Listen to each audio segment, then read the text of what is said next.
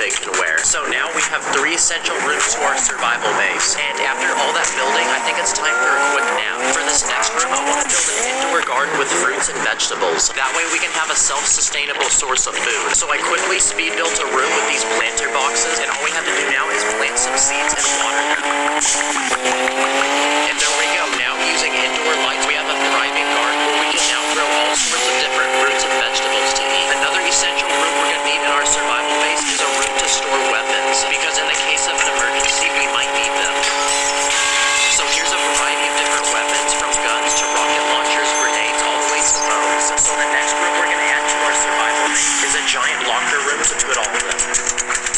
Nice, now I feel like I'm in a Call of Duty loadout screen. At this point, we've built all the essential rooms that we would need in a survival base. But it's still boring down here because there's nothing to keep ourselves entertained. So for this next room, I want to build a complete movie theater. The first thing that every movie theater needs are nice couches that you can recline on. So I built these functional ones that a minifig can actually lay down in. And for the screen, I built this giant one using flat plates. And to enhance the movie experience, here's some giant speakers, a popcorn machine for snacks, and some movie posters. Nice. Okay, we just built the at-home version of a movie theater. But even with this entertainment, there's nothing to keep our Lego man physically active down here. So I say for this next room, we build a giant indoor gym. And it looks like we're officially out of space for this first layer, so we're gonna have to dig down to a deeper level. The first thing I'm gonna add are 2 rock climbing walls. And to build the rocks that you grab onto, I use these stud pieces. And to make our minifig want to climb the wall, I hung a bunch of money on the ceiling. I also built a treadmill, and to get him to run on it, I built this contraption that hangs a hot dog in front of his head. I'm also gonna add a bench press and a rack to hang up different sizes of weights. Come on, get those wraps.